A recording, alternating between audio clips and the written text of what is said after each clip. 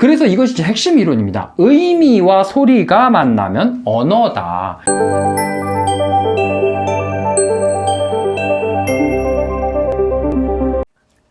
구독과 좋아요는 웸스가 더 유익한 정보를 드릴 수 있는 힘이 됩니다. 자, 그러면 무엇이 영어를 익히는 올바른 방법일까요? 여러분들에게 그것을 이제 말씀드리기 위해서 소개해드릴 분이 한 분이 있습니다.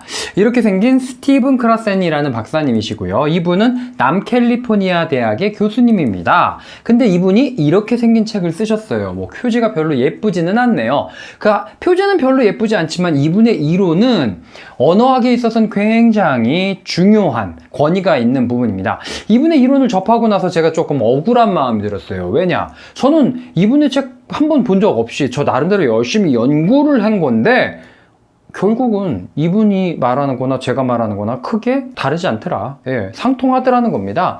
그러니까 결국은 우리 둘 다 이 원리를 말씀드리다 보니까 아마 통하는 것 같아요. 자, 이분의 이론을 소개해 드리겠습니다. 언어학습의 핵심은 언어에 담긴 메시지에 이해해 있다라고 말하고 있습니다. 자, 메시지, 우리말로는 뭘까요? 의미라고 얘기할 수가 있을 겁니다. 한국인들이 착각하는 부분 한 가지를 좀 말씀드릴게요. 우리는 흔히 그렇게 생각합니다. 우리 한국인들은 한국어로 생각을 한다 라고 생각합니다. 그런데 왜 그거 있잖아요. 그 떡 넣고 뭐 오뎅도 좀 썰어 놓고 파도 좀 썰어 놓고 고추장 양념 넣고 그리고 뭐 이렇게 기호에 따라서 튀김도 넣고 이렇게 볶아 먹는 거 있잖아요. 그거 뭐죠? 떡볶이죠. 저는 떡볶이라는 단어를 말씀드리지 않았어요. 뭐를 설명드렸죠? 의미를 설명드렸습니다. 무슨 얘기냐? 우리는 의미로 생각한다는 겁니다. 왜 우리 그런 경우 많잖아요. 야, 그거 있잖아. 우리 저기 어디 지나가다가 본 거. 내 머릿속에 의미는 떠올랐는데 단어가 생각이 안 나는 경우 많죠. 네. 맞습니다. 우리는 결국은 의미로 생각한다는 겁니다. 언어라는 것이 무엇이냐? 결국은 우리가 의미를 전달하기 위한 겁니다. 의미를 뭘로 전달을 하죠? 바로 소리로 전달을 하죠. 예, 그래서 이것이 핵심 이론입니다. 의미와 소리가 만나면 언어다. 자, 우리가 의미를 영어라는 소리로 전달할 수 있으면 영어라는 언어를 말하게 되고요. 우리가 들은 영어라는 소리를 반대로 의미를 이해할 수 있다면 영어라는 언어를 이해하게 되는 거겠죠. 자, 그것을 훈련하는 과정이 바로 웸스의 과정입니다.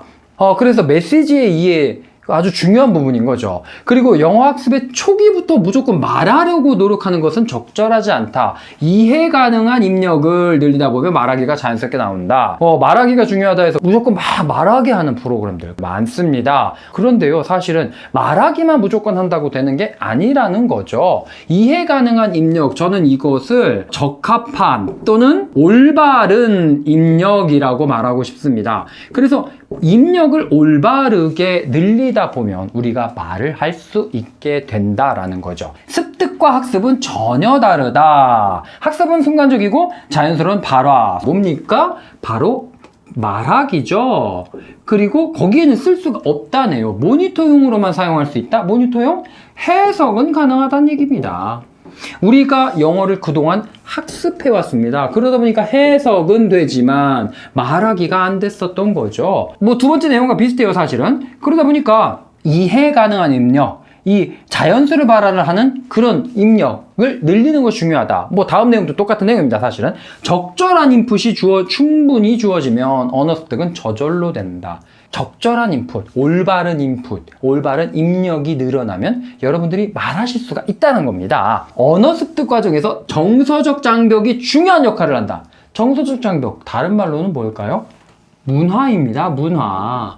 제가 이 유튜브에서 문화를 설명드리는 이유가 바로 이것입니다. 저는 항상 그렇게 말씀을 드려요. 지리적인 요건이 문화를 만들고 문화가 언어를 만든다. 네. 언어는 문화를 품고 있습니다. 그러다 보니까 문화를 이해하지 못하면 이 사람들은 왜 이런 표현을 쓰지? 왜 이런 식으로 말을 하지? 이해할 수가 없게 됩니다. 그들의 사고방식과 그들의 문화를 이해해야, 그리고 그 문화를 이해하기 위해서는 또 지리적인 요건을 이해해야 이해할 수가 있게 된다는 거죠. 언어를 배우는 단계를 알아보기 위해서요, 모국어와 외국어를 한번 비교해 보겠습니다. 보통 이제 아기가 말을 배울 때 일단 입력이 있죠. 아기가 말을 만들어내진 않으니까요. 엄마, 아빠, 빠빠, 맘마 주변 사람들의 말을 듣습니다. 그리고 그것이 뇌의 어딘가에 남아요. 자, 실제로 이 부분이 말하기에 해당되는 브로카 영역입니다. 자, 그리고 아기가 이제 말을 좀 배운 다음에 자, 의미가 떠올랐죠? 의미. 물이라는 의미가 떠올랐습니다. 내가 물을 먹고 싶어요. 그러면 어떻게 됩니까? water 또는 우리나라 말로는 물 하고 바로 나옵니다. 그러면 외국어를 배우는 것은 어떻습니까? 외국어를 배우는 것도 입력이 있는 건 똑같죠. 우리가 말을 만들어내진 않으니까요. 자, 그런데 이런 입력도 있었지만 주로 이런 입력이었습니다. 그렇죠. 자, 어찌됐든 이런 입력이 머릿속에 남았다 치고 별로 남진 않았지만 안타깝게도 내가 물을 마시고 싶다. 내가 이제 영국의 레스토랑을 딱 방문을 했습니다. 그래갖고 물을 마시고 싶어요. 그럼 물이 뭐부터 나옵니까? 한국말로 물 한 잔 주시겠어요부터 생각을 하죠. 그리고 번역을 합니다. 왜? 우리는 번역으로 훈련을 받아왔기 때문에 그렇습니다. 그래서 물 한 잔 주시겠어요? 부탁이니까 could I have a cup of water please? 오케이.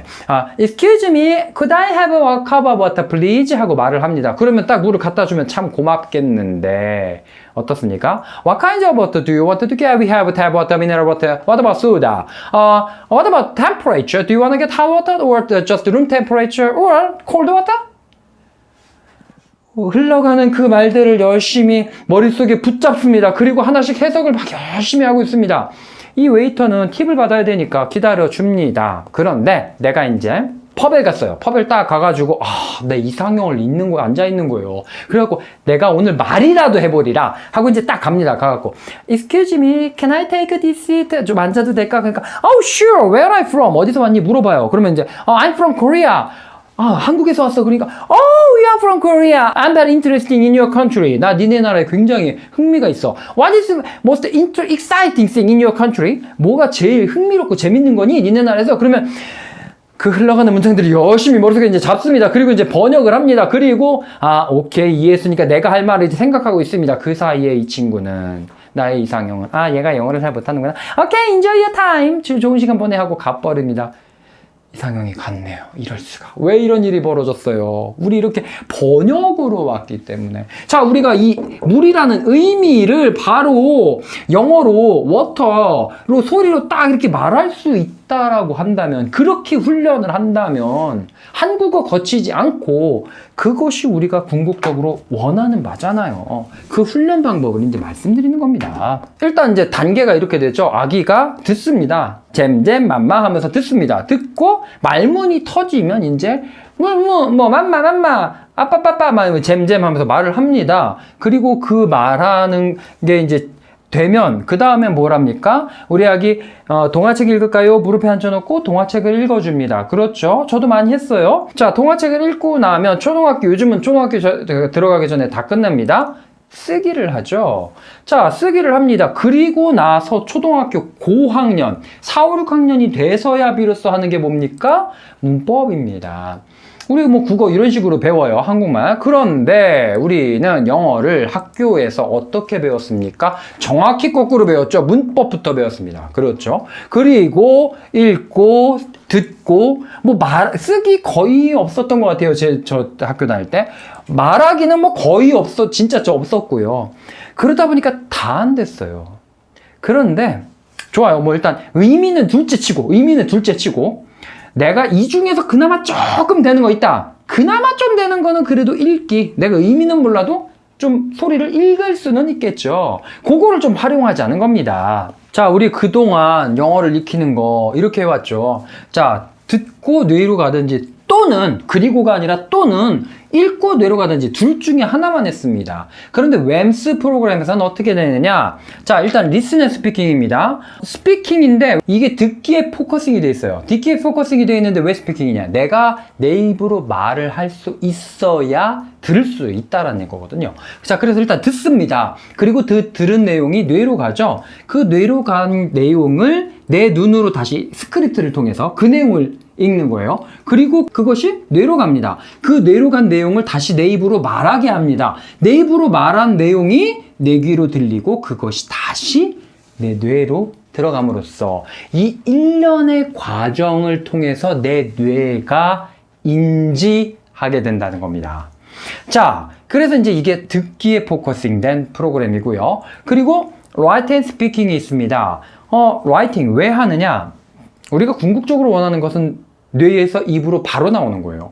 그런데 당장 그게 안 되니까 종이 위로 한번 끌어낸 다음에 입으로 훈련을 하자는 얘기입니다. 쓰기 위해선 생각을 해야 됩니다. 생각을 한 것을 씁니다. 이 쓰기가 굉장히 중요하다는 얘기는 많이 들으셨을 거예요. 자, 여러분 이제 타이핑을 한다고 생각해 보세요. 타이핑을 할 때 A를 누르는 것과 B를 누르는 거, 뇌가 피드백을 받을 땐 어떤 차이가 있을까요?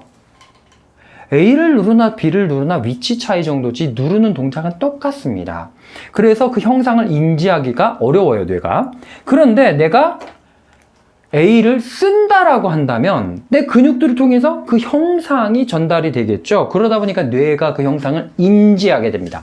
그렇기 때문에 학습에 있어서 쓰기가 중요하다라는 것은 뭐 차고 넘치죠, 연구 결과가. 자, 그래서 일단 씁니다. 그리고 그 쓴 내용을 내 눈이 읽습니다. 그리고 뇌로 간 다음에 내 입으로 말하게 합니다. 그리고 그 내가 말한 내용이 내 귀로 들려서 뇌로 전달이 됩니다. 이 일련의 과정을 통해서 내가 이제 문장을 만들어낼 수 있고 그것이 내 입으로 훈련하게 됩니다. 이게 어느 정도 훈련이 되면요, 이 과정이 필요가 없습니다. 그러면 내 뇌에서 입으로 바로 말할 수 있게 되는 것이죠. 그것이 바로 메이트의 힘입니다. 우리 정말 많이 암기했어요. 암기한 것은 근데 까먹어요. 자, 암기라는 거는 이렇게 됩니다. 빠르게 외우고 빠르게 까먹고 남지가 않습니다. 왜 이렇게 되느냐? 암기는 전두엽에서 일어납니다. 컴퓨터를 좀 이해하시는 분들은 뭐 아시겠지만 일단 우리 뇌가 CPU가 있고 이제 램이라는 게 있어요. 램은 임시 저장 장치입니다. 뭐 전원 딱 끄면 이제 그냥 날아가는 거예요. 자, 우리 전두엽에서 정보들을 쫙 수집을 해서 처리를 합니다. 그리고 지울 거 필요 없는 거는 빨리 지우고 장기 기억으로 보낼 건 후두엽, 장기 기억은 후두엽으로 보냅니다. 자, 그렇게 하는데 단어 시험을 봤다고 칠게요. 영어 단어 시험을 봤어요. 자, 나한테 필요해서 열심히 이제 했습니다. 그리고 필요 없어졌잖아요. 그러면 까먹게 된다는 거죠.